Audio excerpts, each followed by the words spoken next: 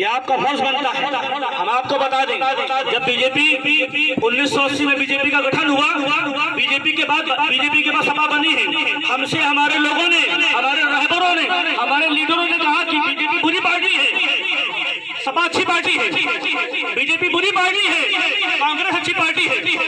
हमारे जिम्मेदारों ने कहा बसपा अच्छी पार्टी है, बीजेपी बुरी पार्टी है।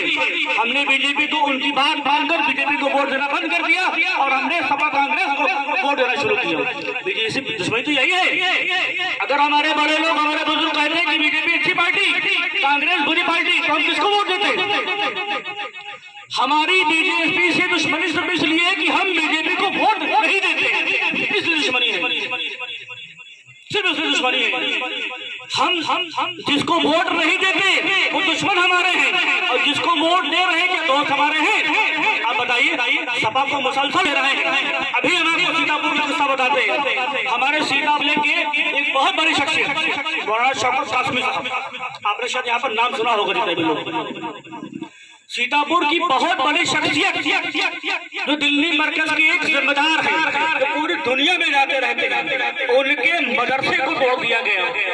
आप बताइए, सपा बसपा कांग्रेस भाजपा तो उम्मीद मत करिए कि सपा के बसपा ने कभी उनकी आवाज को उठाया। आप बताइए, क्या आपने कभी सुना कि किसी ने ये कहा कि मौलाना शौकत कासमी का जो मदरसा टूटा है वो सही है गलत टूटा है? बताइए, क्या आपको कभी लगा कि आपने सपा को जीभा भर के वोट दिया है? इसी मस्जिद में 4 माइक लगे हुए और 2 उतर गए, 2 बचे हैं। क्या सपा ने कहा कि 4 माइक थे, 2 उतर गए, गलत है? कहा आपने वोट किसको दिया? सपा को जी भर की। जब बात आती है मुसलमानों की, जब बात आती है कौम की, तो सपा सिर्फ आपसे वोट लेना जानती है, लेकिन आपकी आवाज को उठाना नहीं जानती। आपको इस बात को समझना है, और आपको इस बात को भी समझना है कि आपकी आवाज को बुलंद करने वाला कौन, आपकी आवाज